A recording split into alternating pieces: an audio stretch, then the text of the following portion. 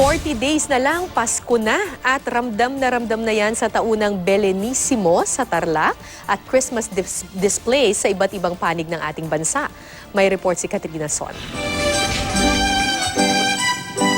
Ang taunang Belenisimo sa Tarlac, naging simbolo na raw ng pagkakaisa at pagbubuklod ng pamilyang Pilipino tuwing Kapaskuhan. At sa 9 na taon nito, wala pa raw nakakapantay. Kaya naman binansagan din ng Tarlac na Belen Capital of the Philippines. At ngayong taon, muli na namang dinagsa ang mga nakadisplay na Belen. Ang ilang Belen gawa sa kawayan at indigenous materials. Ang isang ito, higanteng Christmas tree ang palamuti.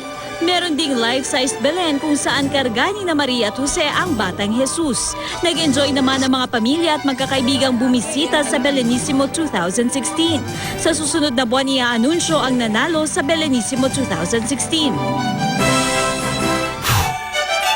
Ramdam na ramdam din ang Christmas spirit sa isang bahay sa Cainta, Rizal. Mula sa labas hanggang sa sulok-sulok sa loob ng bahay, namumutiktik sa makukulay na ilaw. Ayon sa may-ari, nasa 1 milyong LED lights ang ginamit para palamutian ang bahay. Sa November 21 pa ito bubuksan sa publiko pero ngayon pa lang, may pumapasyal na at nagpapapicture. Modern Christmas naman ang peg ng mga palamuti sa Bangged Abra. Imbes na parol, pendant ang mga nakasabit. Siyempre, hindi mawawala ang naglalakihang Christmas tree at Christmas balls. Dagdag atraksyon din ang fountain na ito na sumasayaw sa saliw ng Christmas carols.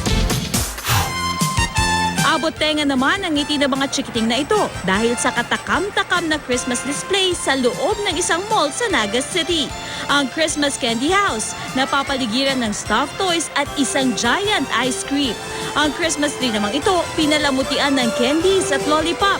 Kanya-kanyang picture din ng mga bata sa reindeer at snowman. Walang dudang Christmas is in the air na talaga. Katrina Son, GMA News.